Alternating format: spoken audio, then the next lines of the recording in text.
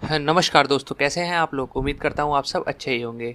तो आज का जो हमारा टॉपिक होने वाला है वो क्लास 9 से balanced and unbalanced force. Basically balance force और अनबैलेंस्ड फोर्स में क्या डिफरेंस होता है वो जानेंगे।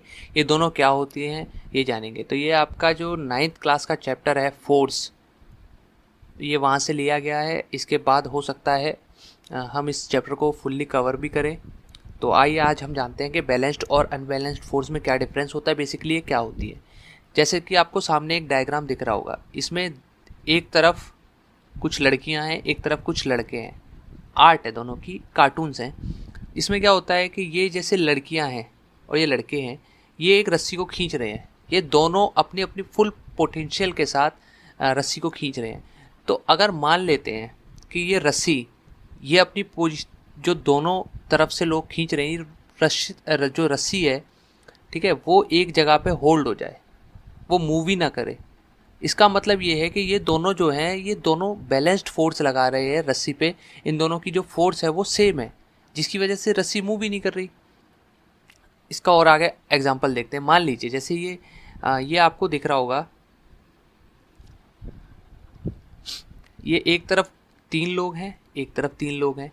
ये एक रस्सी को खींच रहे हैं, ये भी एक रस्सी को खींच रहे हैं।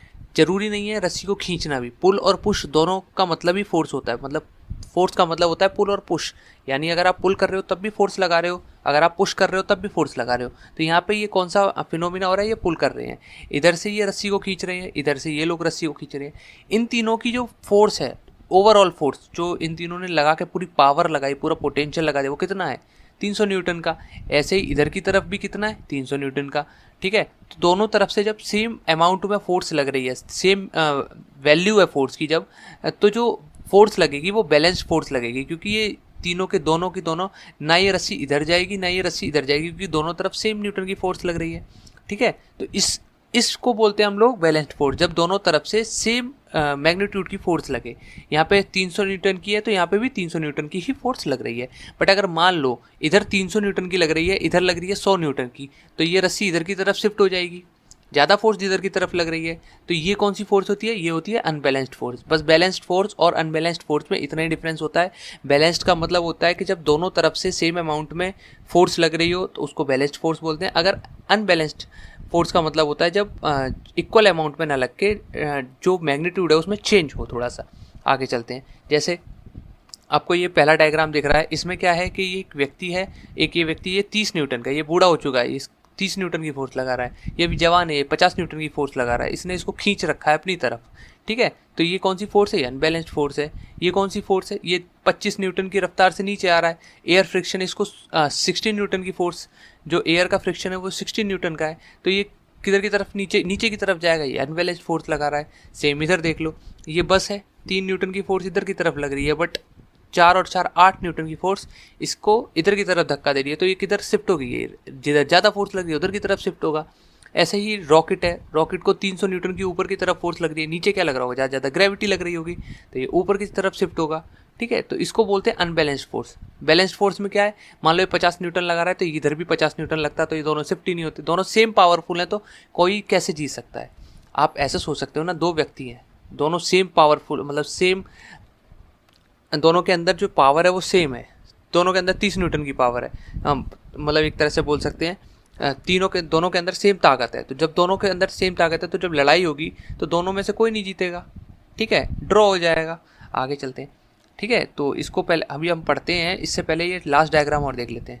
मान लीजिए ये पत्थर है, इस पत्थर को दोनों तरफ से जब इधर से भी एक व्यक्ति पुश कर रहा है, इधर से भी पुश कर रहा है, ठीक है, दोनों सेम न्यूटन की फोर्स लगा रहे हैं, तो ये बैलेंस्ड फोर्स है। ये पत्थर अपनी पोजीशन से हिलेगा ही नहीं, है ऑलवेज रेस्ट में रहेगा।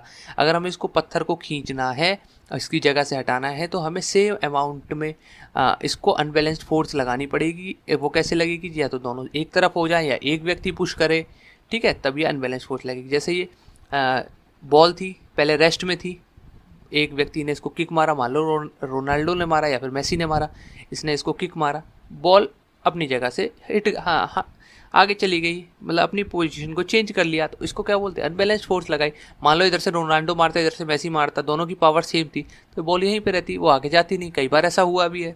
ठीक है, मतलब ऐसा नहीं हुआ रोनाल्डो और मेसी ने मारा हो, मतलब ऐसा होता है ना कि एक तरफ से आपने मारा, दूसरी तरफ से दूसरा प्लेयर मारता है तो बॉल वहीं पे रुक जाती है, वो बैलेंस फोर्स लग जाती है।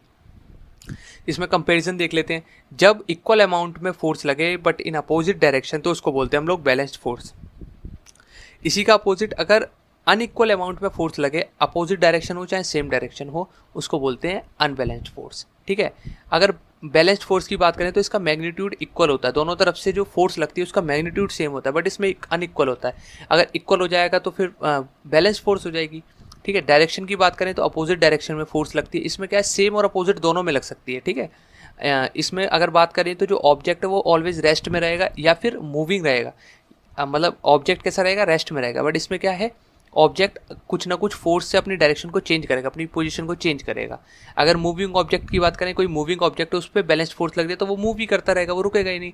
बट यहाँ पे रुक भी सकता है और स्पीड भी बढ़ा सकता है, जैसे ही उस पर डिपेंड करेगा वो फोर्स कौन सी लग रही है। अगर नेट फोर्स की बात करें तो इस पर नेट फोर्स 0 होती है, और अगर इस पर बात करें तो नेट फोर्स 0 नहीं होती। अनबैलेंस्ड में कुछ ना कुछ वैल्यू आएगी आएगी। ठीक है, माइनस में आए प्लस में आए वो मैटर करता है, बट कुछ ना कुछ वैल्यू आएगी। ठीक है, तो आपको वीडियो कैसा लगा कमेंट में बताइए। आपको बैलेंस्ड और अनबैलेंस्ड फोर्स समझ में आया कमेंट में बताइए, और अपने दोस्तों के साथ शेयर करना ना भूलिए। और अगर अभी तक आपने चैनल को सब्सक्राइब नहीं किया तो चैनल को सब्सक्राइब कीजिए, वीडियो को लाइक कीजिए और कमेंट कीजिए।